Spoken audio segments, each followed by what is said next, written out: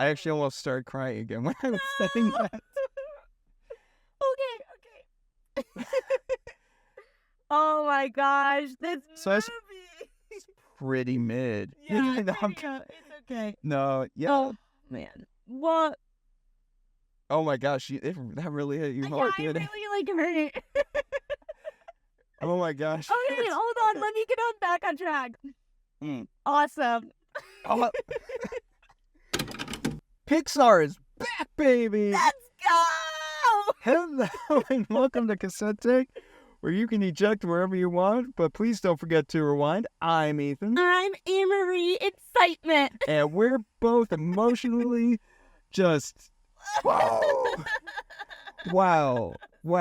We are in tears here. We were, though. Yeah, both of us. We just saw Inside Out 2. We waited how many years? This was a long movie in the making. Oh, geez. Let me peek that up a bit. Hang on. But I remember seeing the first Inside Out. I cried. And spoilers, I cried in this one too. It was really wonderful. Oh my goodness. And Ethan cried as well. I did cry as well. Our sadness was all over our boards. I didn't cry as much in 2015, but I did cry this time in 2024 quite a bit more. And, I'm just like, wow. There's a specific line in this movie where it kind of all culminates together. I'm not going to, give away spoilers, but it just all culminates together into this one line. And I think that's the straw that broke the camel's back. The dam broke and the tears started flooding. I loved it. Oh man, Pixar, I will always have a special place in my heart for Pixar. I obviously love The Incredibles. I obviously love Inside Out. I love Soul. Soul is such an underrated film. Turning Red. But man, Pixar knows what they're doing. Like, they're just a bunch of adults being like, yeah, this is a cool idea. Let's make grown-ass people cry. And children. Yeah, this movie is so well put together. It's like almost poetic. It's simple. It's like a poem that's written simply.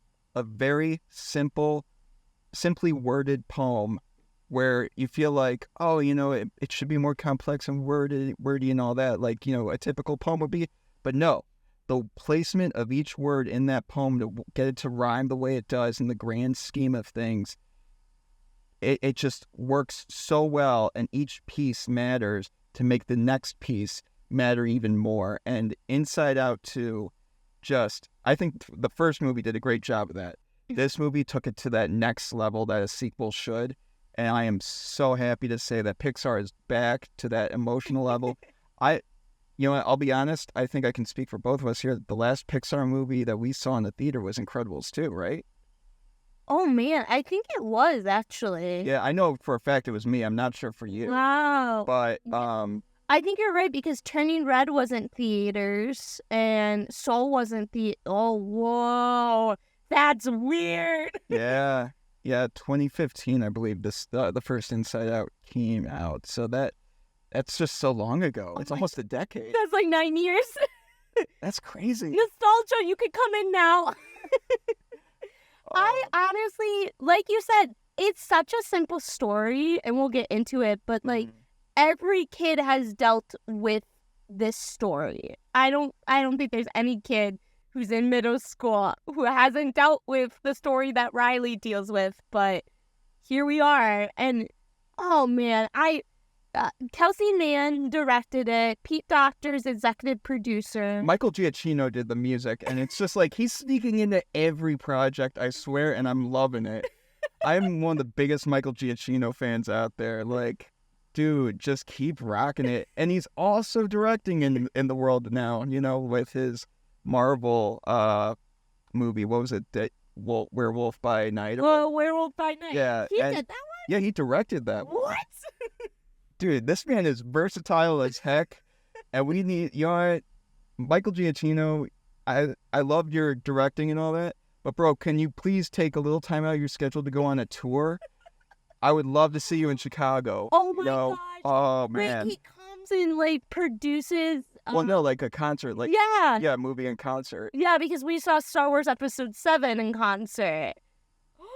You could do The Incredibles in concert, or Michael, the Batman. I mean, I come do Inside Out 2 in concert. I'm so down. dude, any movie you do, I'm there. We're now big Michael fans. We love you. I've been a Michael fan. Man, I love that guy. But yeah, him along with, like you were saying, Kelsey Mann, just this whole culmination of people, especially with animation, where it's like each single character, background thing, etc. It's more than one person working on it. It's not just the actor or the actress and the director. It's just a culmination of people, as it always is. But with animation, I feel like there's much more in bringing in that true action or emotion of a character. Mm-hmm. And like you were saying, I believe, with Kingdom of the Planet of the Apes, like that was the case as well. This is especially the case here, considering the entirety of the world you're creating is, from the ground up. Yeah. It's such oh man. Again, props to everyone. Like, Pete Docter, I don't know how you are this brilliant, but congratulations for having an amazing mind, I guess. He's absolutely brilliant. I love this cast. They made me feel so much. Oh my goodness. Maya Hawke as Anxiety. Io as oh my. Oh, fantastic. Everyone did a phenomenal job. And apparently Mindy Kaling and Bill Hader, I believe, were not in this. Yeah, I wanted to talk about this, actually. So they were announced that they weren't going to come back. And the two people who did actually get to take over their spot, Tony and Liza, listen, I think Mindy and Bill are amazing. I really think Tony and Liza did an amazing job as Fear and Disgust. It's interesting because, and correct me if I'm wrong, the animation world spends a lot of money for their voice actors. Like, we just got the movie If, and they spent a lot of money on voice actors. So much so, the marketing was like almost, I feel like half of it was just listing the names. And it's common to list the names and all that, but I felt like it was doing more so that than showing the movie. Yeah, and I think it's smart. Again, love Mindy, love Bill, but I think it's smart to get lesser-known people to voice act because I really like Tony Liza. Yeah, there really is no reason to get, unless you're doing some sort of canonical connection thing, but even then, it's a stretch to go out of your way to get someone to that's worth so much money and they're primarily a live action star. I mean, seriously, you don't see their face in the movie, right? Amy Poehler, she does a great job, right? It's Joy and Nolan signature, like it's iconic voice. But say we were talking about the first Inside Out, mm-hmm. and Amy Poehler wasn't an option, and it was someone else. As long as they can deliver on that character and the role, you could still get that same kind of dynamic and emotion as long as you do, have a good casting director. Yeah, I totally agree. I don't see Amy Poehler as Joy. Does a great job at it. I don't see her as that role. I think you could slot someone else into that role. But I am glad that she comes back. But you got these new cast members, Maya Hawke. Oh my goodness, the guy who is being cast in everything now, I can't remember his name. Oh, Anderson or whatever, Paul. Oh, yeah. You know what I'm talking about. Yeah, I know what you're talking about. As embarrassment. Yeah, and all of them were just phenomenal, truly leaned into each one of their characters. And like you were saying, with the Tony and Liza, was it? They really did a great job of just making the character their own. Yeah. To the point where it didn't feel like they were imitating another, like Mindy Kaling or Bill Hader. It felt like this was just a continuation of those characters and those emotions. And bravo. That's like one of the greatest things you can do as an actor is put yourself put the idea of like trying to imitate something aside and just act as the character. Mm-hmm. And I think that's brilliant. I love it. I love it. Embarrassment was Paul Walker Hauser, by the way. Paul Walker Hauser. I'm sorry, we totally forgot. Forget that middle name. Yeah, it's a middle name. Oh man, I love this so much. Like I'm sure we'll talk about the points where each of us cried a little bit, but Pixar recently kind of announced that they weren't gonna do live action films, which they don't do that. No live action. We don't need this. Pixar's bread and butter is animation, so please keep at that. But also, there was something announced where they weren't going to do personal stories like Turning Red and Luca, but I feel like that's kind of Pixar's bread and butter, too. Yeah, I mean, and if they're looking at the numbers for those movies, and, like, that's the determining factor, like, guys, think of the context of which Luca and Turning Red, came out. They came out, like, during the COVID, like during the direct-to-stream when Pixar was basically getting the shaft. Disney Plus? Yeah, exactly. Not my rant again. Yeah, so I mean, it's really just, I would not determine, like, don't limit yourself that way. Keep telling your stories, keep telling the ones that matter, keep telling the ones that everyone relate to. If it's a personal story, so be it. If it's something more, great. Yeah. Just Pixar tells innovative stories that we can all relate to in one of the most creative ways we know. Yeah. And continue to do that. So just keep doing that. You guys are rocking it. I love it. I really keep making these movies. Question. Do you think Inside Out 2 will make money? Because the last couple ones obviously haven't released on Disney Plus. Strange World was a couple of years ago, but that didn't do well for Pixar. So does Inside Out 2 finally break the curse and make some money for the studio? Again, Elemental, it had legs, and that made money eventually. And, I feel like without a doubt, Inside Out 2, you saw that theater that we were just in. Yeah. And for a lot of previous, day releases that we went to, these theaters were kind of like half-packed at most, unless we went to a fan event that's different. But say, like, for Furiosa or for, like, Fall Guy or, like, all these other ones that we went to on the day of, I mean, those theaters were, like, half full. This one was, like, a packed theater, and everyone was so immersed. This is definitely going to be a movie that people go home, tell, like, their extended family about, and their extended family goes to see it, like, on a $5 Tuesday, and then they start talking about it to their friends, and then their friends start taking their grandkiddies to go see it. I think this one is just, it transcends quite a bit, and the movies that really get the box office going are the ones that transcend not only generations, but those, like, emotional barriers, and I love that. I love that about Pixar, and it's good to see it back in the theater where it belongs. Where it belongs. Listen to us now. It actually bumped out. Ethan and I both kind of said, oh, shoot, it bumped some movies out of our top 5. Oh, yeah. And you know what? It's great.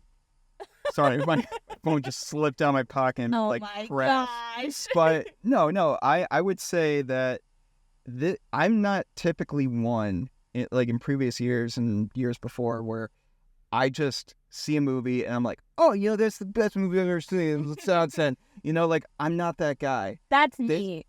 I'm that guy. Or it's a mutual friend of ours that like definitely does that. But no, we like this year, I don't know why, but this year my top 5 list is like getting completely shifted. The top 2 pretty consistent, but this year my top 5 is like, all right, scoot over, my guys. Make room for this one. So I gotta say, this one, it might switch, but it's gonna be in my top 5. I guarantee it.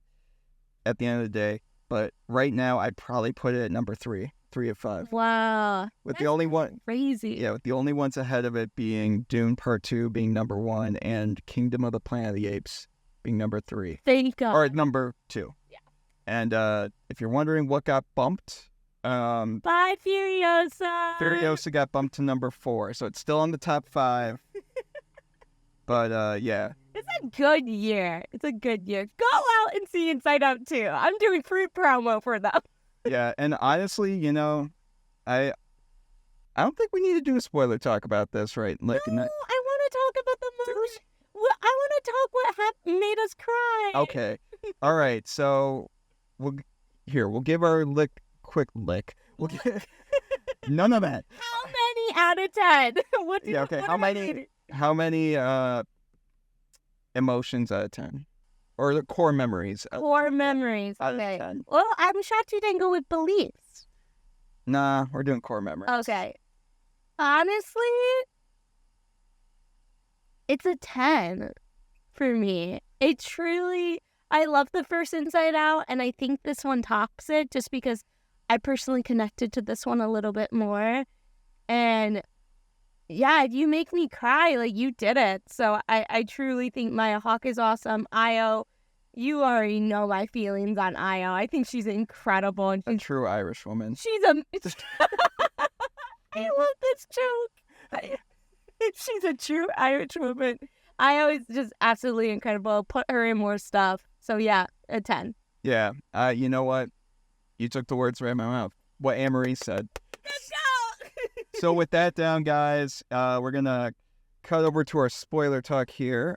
We both give it a 10, but yeah, if you don't want this movie spoiled for you, or, you are planning on going to see it and you want to come back to it, we're going to put in the description the timestamps of our spoiler talk beginning to end, and then you can just either skip to the end now, go on to our next topic, or just, remember to come back and then click back. Yeah. So, spoilers in 3, 2, 1, go. Oh, yes. Okay, there's two main things I really want to talk about. This movie, I think for Ethan and I both hit home because we have dealt with anxiety, both of us. I think we both have dealt with panic attacks. And the moment that made me truly cry was joy, anger, disgust, and fear go on this adventure to try to get Riley's core beliefs back.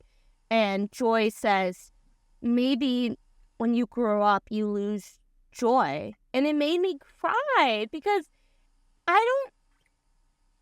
as a little kid, you wouldn't understand that. But as an adult, you truly do, because you do lose a sense of that childness in you and that joy.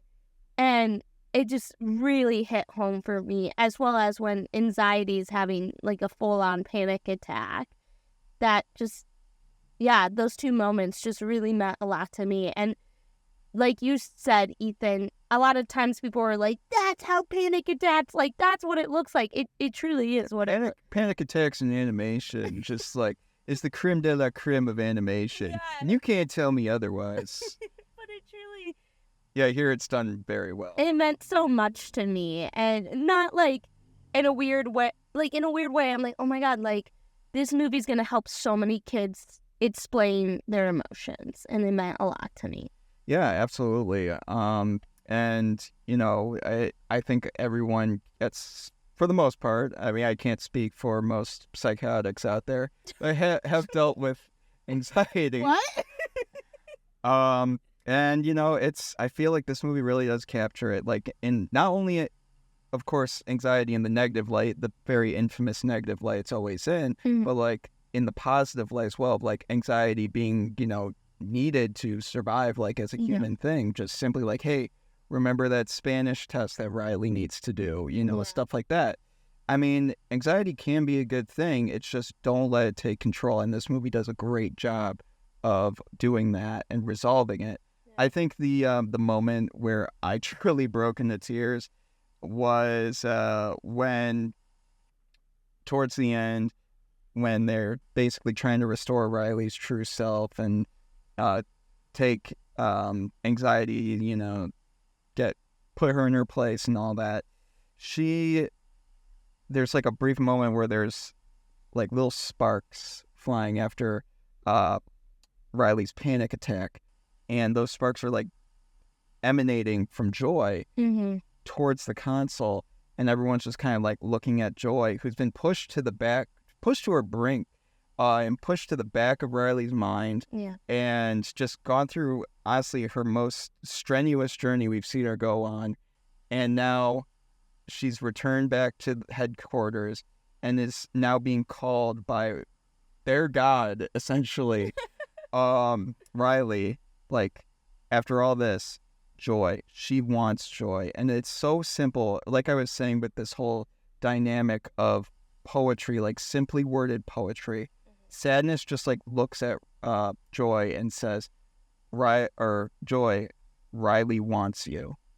And and when I heard that, I didn't hear like Riley. I heard Ethan. I heard Annmarie. I heard like, and you could put anyone's name there, and you could really feel that. Just how we always forget that we want joy, and we always want to please joy and like have that emotion. And as we get older, we unintentionally push it to the back, and anxiety takes over, and it's frustrating, and we end up doing the things that push joy even further back into our minds. And the fact that this was like a resolution where it wasn't really joy coming back to her, it was Riley calling for joy. And I fucking love that. I'm gonna cry. So, I mean, and it's so simple. It's so simple. I actually almost started crying again when I was saying that. Okay. Oh my gosh, this movie. It's pretty mid. Yeah, it's okay. No, yeah. Oh, man. What? Oh my gosh, that really hit you hard, Yeah, didn't it? really like hurt it. Oh my gosh. Okay, hold on. Let me get back on track. Awesome. Oh. So yeah, we're really, like I said at the beginning of this review, we were absolutely emotionally ripped to shreds in the best way possible by this movie. There's one more thing though. Yeah. That I need to say. Pixar, I know you're not into the sequel thing anymore, but please make a third one about Riley going to college, because you set it up so well. There's a part in this movie where they're like, oh, where's Family Island? And it's hidden behind Friend Island. Please, please, please make a third one. Either college or like towards the end of college. That'd be so cool. So it would be one of the greatest animation trilogies out there. It honestly would be, because I think you set it up perfectly. Yes. You were like, oh, that's what I thought the film was going to be originally. And I was like, oh, like, no, it's like jealousy and envy and anxiety. Oh, great. These emotions I know too well. I mean, honestly, how do you gloss over puberty? I mean, seriously. How do you make puberty sound fun? You could shave that weird-looking mustache off your face as many times as you want. You can't ignore it. It's still going to grow back in all the peach fuzz and glory. I love it. So yeah, Make you can't. a third one. Yes, make a third one. So we're here for you, Pixar. We might go see this movie again. We'll help your box office cause. I'll do it. So, but yeah, those are our thoughts on Inside Out 2. Have you guys seen it? Are you planning to go see it this coming weekend? You know, if so, let us know in those comments. Let us know your takes on our tapes, and we'll go from there. We'd be happy to hear them. Yeah. Go see it. And skipping on to our next topic here, a lot has happened film news-wise, but we decided to cover 4 topics in total, Inside Out 2 being one of them. This next round is going to be about, we are doing... Sorry, there was something outside that just looks so weird. But no, there was this little thing that happened where Alamo Drafthouse got purchased. You know, here's a little timeline for you. 2 weeks ago, it was announced that the Alamo Drafthouses in the Dallas-Fort Worth area and one in Minnesota were filing for bankruptcy because of their franchisee not being able to manage it, I believe. And, filing for bankruptcy and all that. So they looked like they were struggling, having this downfall of a moment. It seemed like, the chain itself was saying, we might get those places back up and running. But still, you have a franchisee that's shutting down like 5-6 locations and you out of 37.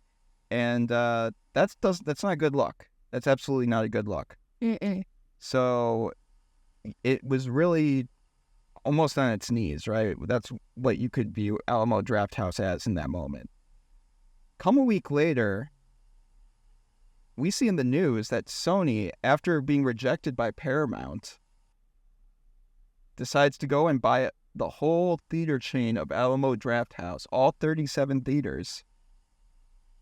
And this is very unprecedented because that's like kind of a unspoken rule, right? Like you're not supposed to have a studio buy like a decently sized theater chain. I mean, don't get me wrong, it's not like an AMC or Regal, but still, it's 37 theaters and it's a popular chain.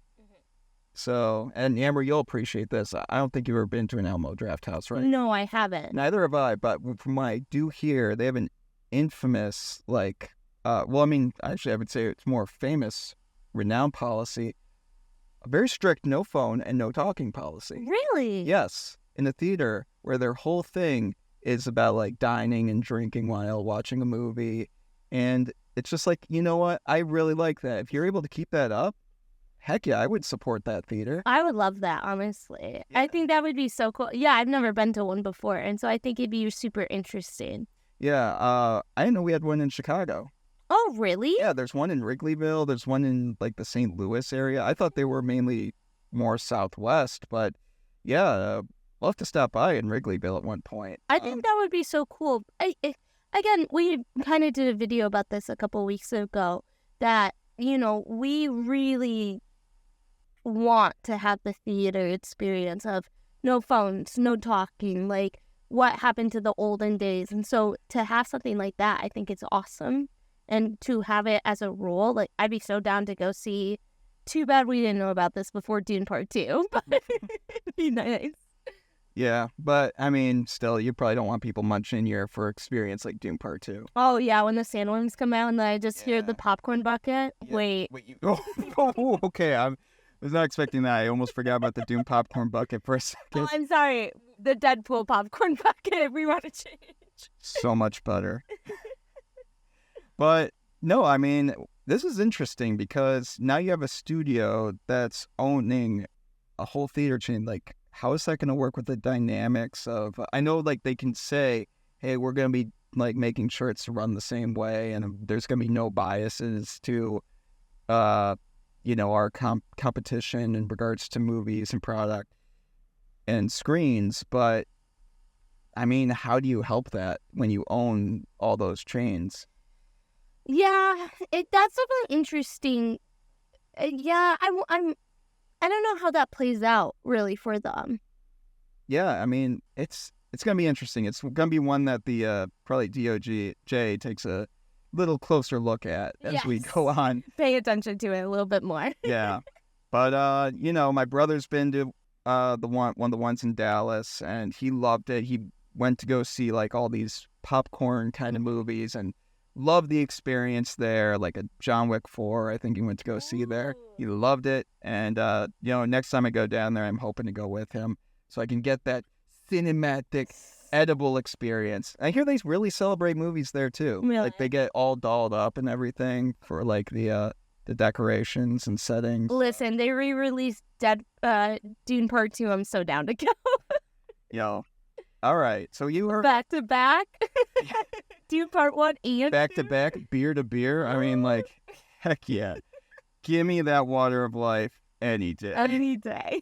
But yeah, hey, that's what's going on in the movie theater chain news. And yeah, let us know what you guys thought about our takes on, let us know your takes on our tapes here. And yeah, do you guys like Alamo Drafthouse? How you been? Are you excited about this purchase? Okay, and skipping on to our next topic here, we have a little double Star Wars news here. Good or bad news? It's the Star Wars universe. Yeah. Before the obvious news, and definitely what you're going to want to hear based on our last review,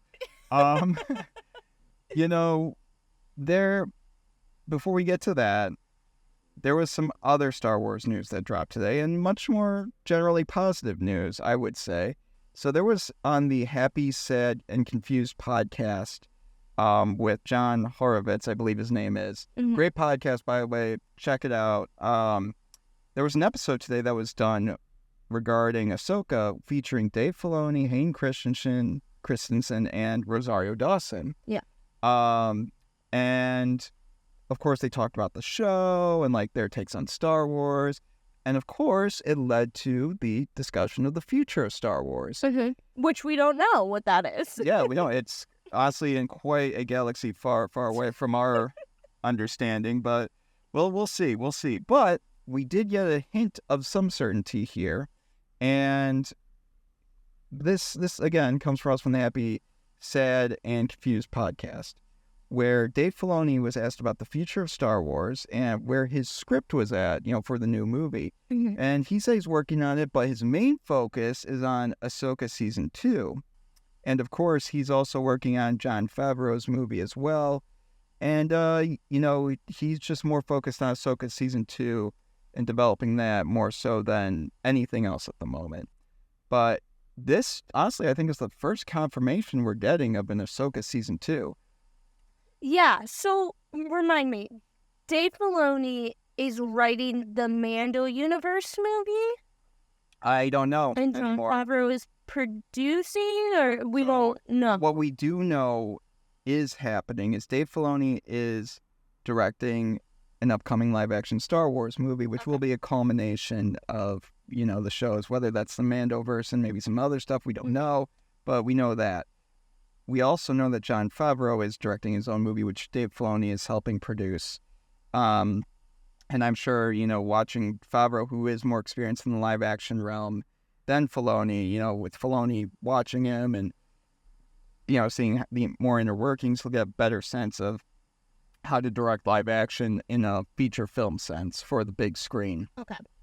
So, personally, and I went on a rant about this last week where I talked a lot about what I want to see Star Wars do. And I said, I want Star Wars to be movies. So, I'll be honest, it's kind of a win-lose situation because I love the Ahsoka storyline. I truly do. I think it's interesting, but I don't like that it's on Disney+. So, great, we're getting a season 2. Not so great that it's a movie. And again, I don't want to go on my whole rant, but I'm so sick of Disney+ TV shows. Yeah, I mean, I'm agreeing with you that, like I said in the last Star Wars thing we talked about, I would love more stuff in the theater, and if you are going to do stuff on Disney+, make it maybe feature length. Cut it down. You can do TV shows and all that, but people want to see Star Wars movies. At the end of the day, that's what they want. And I think, though, with Ahsoka Season 2, the way it ended, the way it was being put together and what we were getting with, like, hints of the future of Star Wars, it makes sense for a Season 2. I'm personally really excited about it because I really enjoyed the first season of Ahsoka. I actually did a rewatch of it recently. And yeah, I really did feel that this show only had a couple flaws, that being you had to do homework a little, on Ezra and Thrawn, I think, if you were jumping into this show with no prior Star Wars TV show experience. You wouldn't really understand truly the stakes and all that. I feel like that could have been done a little better. I also think the episodes 1 and 2, to merge them into one episode, should have been a 7-episode series or season. So those are my main 2 gripes. Other than that, though, I really enjoyed the show. 8 out of 10 would want a second season. So I'm really excited about this. I'm excited that it's not dead. And that Dave Filoni also is still working on his movie. So I'm glad it's not we're sacrificing one for the other. I'm glad that he's working with them in tandem, and he's definitely one that does think of the greater plan, like the greater picture. So we'll see what he does. Yeah. I don't know. I'm kind of on the fence more about it than you are. I think Ahsoka is just okay. Again, I really like the story of it, but I worry that what's going to happen is going to be like the Marvels all over again, where you had Rambeau introduced in WandaVision, and then you had Miss Marvel introduced in the Miss Marvel show, and now they came together in the Marvels. I'm worried that that's going to be the same exact thing. Granted, we've had Rebels and Ahsoka was in Clone Wars, but it does make me nervous that this is the path they're going down. Again, I really want to trust Dave Filoni. I think he's genius. I think he loves Star Wars and he knows what he's doing with Star Wars, but what if it turns out like the Marvels? Yeah, and I get where you're coming from on that. Yeah. And that's why I'm saying one of my main gripes with Ahsoka Season 1 that I hope that Filoni learns from with doing a longer live-action series that has more of a step into what people consider to be the main Star Wars lore and all that. That people shouldn't have to do homework before going into it. No. It should be like at least from what we're being told with a Deadpool and Wolverine, where Sean Levy just tells us straight out, you don't need to do any homework. Yeah. If you did it, great. You'll catch all the nuances and you'll enjoy it more. But I should still be able to enjoy it without having to watch anything else. Yeah. I think it'll be interesting to see how he handles it too, because again, some people don't love Ahsoka and they don't love that he does live action, and so I hope he has a grasp on it. It's definitely interesting. Yeah, I think my heart's kind of broken with Star Wars a little bit. But that brings us to our next topic here. But before we do, guys, let us know your takes on our tapes here, and let us know what you guys think about this whole situation. Are you guys excited for an Ahsoka Season 2? Are you guys excited for his movie that's coming up that's kind of being pushed to the side a bit because he wants to focus on an Ahsoka Season 2? Mm-hmm. Do you think it's good that he's going to be producing Jon Favreau's movie? And is it going to make his own movie better for it just by being behind Jon Favreau and seeing a more well-versed live-action director at the helm? Yeah. For a feature-length experience. Let us know in those comments down below, and we'd be happy to hear you out. Now, on to the last topic of today, also in a galaxy far, far away. So, a big topic that has been discussed this week in entertainment and has caused no controversy whatsoever. Oh, people love this show. The Acolyte Episode 3. Oh, man. So, we have different opinions on this one, too. As you recall, the first 2 episodes, Annmarie hated it. Ethan thought there was promise. This show had a lot of positives. You were so wrong. There were a lot of positives, and I think that there were decent enough negatives to be, cautiously optimistic. So, but at the end of episode 2, I was still interested to see where the story went, kind of like Andor. I watched the first 2 episodes. I wasn't really digging it, but I, was interested enough to watch the next episode, and I ended up really loving that show.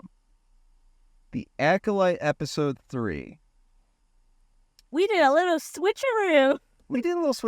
Here, and I'm a little surprised because this one is more. You're not a big fan of the prequels, and this one I think is the most prequel-y out of them, and it in all the reasons why you don't like it, the prequels, and so that's why I'm a little confused. But that's not why I don't like it. And I'll be honest, it's not that I didn't like the episode, but it just turned me off from the series. Yeah. And reassured me that this is not structured right. This show is not structured right. It has really good story. The writing is there. The storyline is there. And I feel like on paper, this would be brilliant and interesting and intriguing. But the execution was not there. Ethan, are you saying that this show should be a TV movie?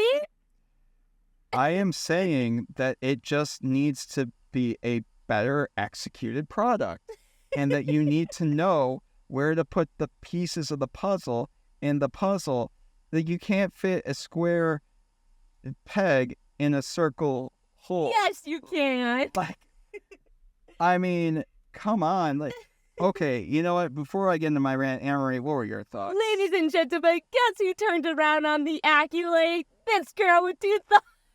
No. I want to be truthfully honest. I did like this episode more. I think the storyline of the twins and the Jedi coming in, because truly, the Jedi are not good and the Sith aren't just bad. I think that's such a cool storyline, that there's this gray space that we haven't really explored, and I think that's really cool that's being explored here. I think as well, the witches that we get to see, that's super interesting to me, that they created these two girls. Okay. Sorry to interrupt. Yeah. I would like to make something very abundantly clear here, because this has been the biggest talking point across everything, like why people hate this episode, why people might, be like, oh, that's interesting and new. I like that because it's established. You're all wrong. You guys are all wrong here. Most of y'all are saying, I've only seen one comment on the entire realm of YouTube, and honestly, the internet at large, that had any rational understanding of this moment. Spoilers for Acolyte episode 3 here, by the way. So I'll put it in the description where you can tune back in if you want it spoiled. But here we go. So in the episode, you have the witches, right? Cool concept. I love it. Yeah. It's great. They have it where, these two witches are getting into an argument, and one of them is, they were talking about the twin daughters. One of them is saying like, hey, I carried them, obviously, at birth. Yeah. And then the other one, which one has been acting more like their mother, has been saying like, I created them. Yeah. Keyword created. Created. She created them with the Force. Presumably. But with the Force. Because that's what this whole thing is about. It's like different implementations of the Force. So, presumably, it's the Force. We're all on the same page there, right? Like, the Force is what created these children. However, people are confusing this for, like, what happened with Anakin, who was also created with the Force. However, are you guys dumb? You guys are dumb if you believe that this is the same thing. One, Anakin was chosen by the Force and made by the Force, by the will of the Force. The twins here were created with the Force by someone. Not like, it wasn't this immaculate conception thing. Immaculate conception means that, it was what happened with Anakin, where it was like their God, like the Force itself, willing itself into a woman's womb, and like, boom, baby, chosen one. And these two are not that. These twins are not that. This is fine. Don't get me wrong. I was not the biggest fan of this episode. It's my least favorite episode of all 3. But to say that this ruins everything Anakin stands for, or like the prophecy, I'm like, bullshit. McClunky. Like, no. You cannot. Like, seriously, this is such a given. It was explained, like, this dialogue is written so simply and plain. How are you confusing it? I don't know. Like, are you also blind? Deploy the garrison. Like, I mean, come on. Like, this is so ridiculous with how passionately stupid people are with this. Ethan. Oh, gosh, I'm sorry. Ethan, put down the lightsaber. It's okay. Oh, I didn't even realize that was on. Oh man, No. ignore that limb that just is sitting there. That was always there. Listen, I totally agree. I think it's like even like Screen Rant wrote something about that, and I was like, "What? Did I like misunderstand this? No, like whatever. It's so stupid. Star Wars fans, I'm sorry. I'm a Star Wars fan. I'm stupid as well. We're all stupid. Yes, we are all stupid, but we are not all that stupid. And the fact that you guys are making us seem that stupid, guys, the Star Wars fandom, I love a lot of y'all. Grow up, please. It's like, why do you want people to hate you? Yeah. Like, there's some of y'all that aren't even YouTube content creators where, hate sure gets you views. I get that. But still, some of y'all just, you comment one thing and you keep going and going, demonstrating your stupidity to the world. And it's impressive with how stupid y'all are sometimes. But listen, that's my rant. It's not the same thing as Anakin. Stop saying it is, because it is not, and it was clearly said that it's not. I think, you know what, listen, I see the good and bad in this episode. Truthfully, I did enjoy this one a little bit more. Maybe it's because I got more of the background of who Osha and May are. But I do see Ethan has another point that it's not a great idea, horrible execution. Yeah, like, this is the one that really felt the most CW out of all of them. Like, down to, like, Star Wars is known for its visual effects and, like, great storytelling, like, compelling storytelling to where I am engaged and I felt like I was on an emotionally, driven ride, like there's some sort of family drama going on, right? Mm-hmm. And this one did not feel like, it felt like the idea was there where they wanted to do something like that, but the execution wasn't there. And I was like watching this thing where I'm like, yes, yeah, okay, but I wasn't interested. I wasn't engaged. It's like talking with someone that you were agreeing with everything they're saying, right? Like, say you're talking with someone about politics, which is very rare, and you feel like, yes, I agree with you on all these things. This is incredible. This is unreal. But at the same time, the way that they're presenting everything is the most boring, dull, lifeless way possible. Like, not even prequel wouldn't. Like prequel one, you can sense there's emotion. Like, you could turn out the volume and, like, feel the delivery. Here, none of that. The long pause is so funny to me. Yeah, it's not great acting and execution, but I see the vision now, and I really hope they can stick to this, because I really saw, I think it's interesting what they're doing with the witches and everything, but my God, I really need this show to land. Oh, yeah. Also, I gotta say, the structure of this show, what even is it? Because, one, it's like we're having a show that's being heavily marketed and advertised as something about the Sith, from the Sith perspective. It's not. I've seen more Jedi in this thing in 2 minutes than I've seen Sith. Like, oh my gosh, just the ratio of Jedi to Sith. And I get it's the High Republic. You're supposed to get a lot of Jedi and lack of Sith, but this is supposed to be from the Sith perspective. You marketed it as that. Yeah, it'd be interesting if they go to May's perspective and whip her Sith master and see who it is. But that would be requiring the next episode, which, by the way, they are not good at transitioning into episodes. Oh my God. You know how the second episode ended with the Wookiee Jedi? It's like, oh, we're teasing the next episode being the Wookiee Jedi. And this thing. And then it's like, okay, I'm intrigued. Where is this going to go? And then you dedicate the whole next episode that has little to nothing to do with the Wookiee Jedi.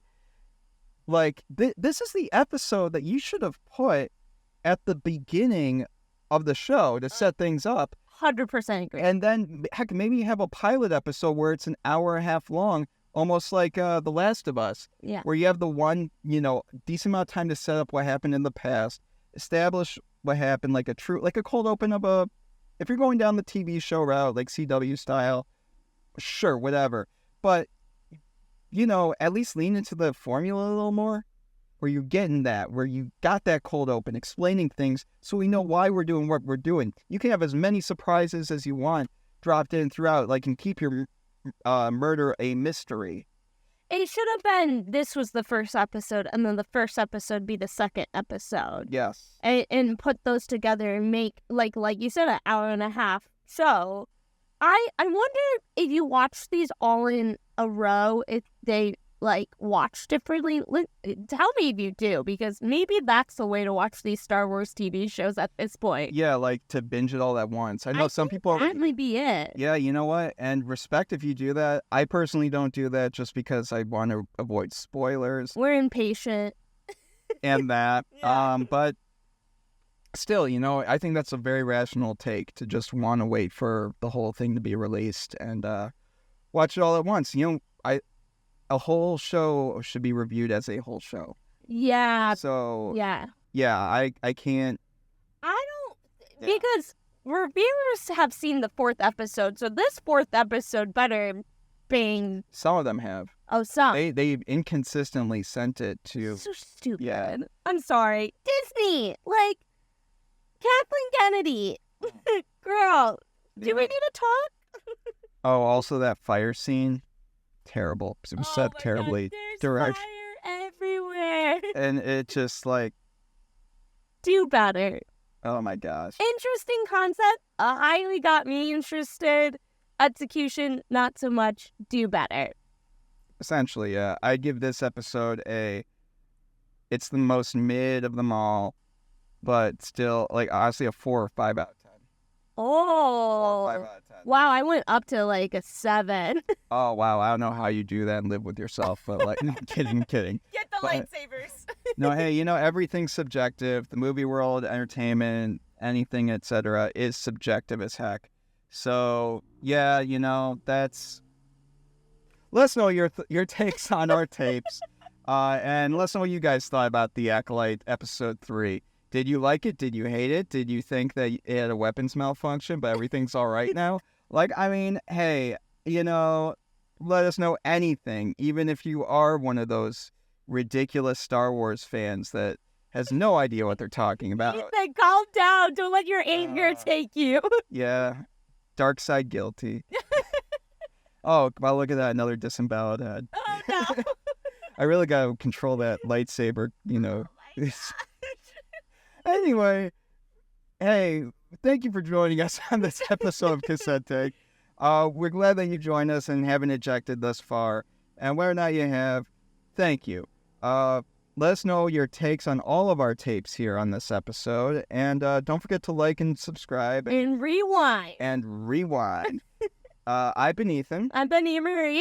And may the Force be with you. Except the Star Wars idiots. Them too.